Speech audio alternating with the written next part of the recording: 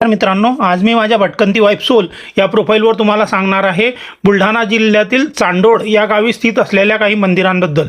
यातील प्राचीन महादेव मंदिर हे 12व्या शतकातील असून या मंदिराच्या सभोवती प्राचीन गडी होती असे सांगितले जाते आणि या मंदिराच्या गाभाऱ्यात जाण्यासाठी पायऱ्या उतरून जावे लागते, त्यामुळे याला गडीतले महादेव किंवा खोल महादेव असेही म्हटले जाते। हे ठिकाण बुलढाणा संभाजीनगर रस्त्यावरील धाडपासून साधारण 10 किमी अंतरावर आहे। हे ऐतिहासिक पाषाणशिल्प मंदिर पुरातन वास्तुकलेचा उत्तम नमुना असून संपूर्ण मंदिर पाषाणात बांधलेले आहे। या मंदिराला लागूनच प्राचीन ऋषीय मंदिर प्रामुख्याने भगवान विष्णूंचा अवतार नृसिंह यांना समर्पित आहे।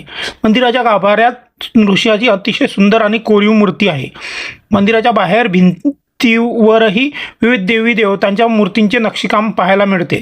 दरवर्षी नृसिंह जयंती आणि इतर धार्मिक सणांच्या वेळी येथे मोठी गर्दी असते। या दोन मंदिरांच्या सभोवती प्राचीन काळी पुष्कळ मंदिरांचा समूह असल्याचे सांगितले जाते, त्यांचे अवशेषही इथे दिसून येतात। तर धन्यवाद मित्रांनो, अशाच नवनवीन माहितीसाठी माझ्या भटकंती वाईफ सोल या इंस्टाग्राम आणि यूट्यूब प्रोफाईलला फॉलो आणि सबस्क्राईब नक्की करा।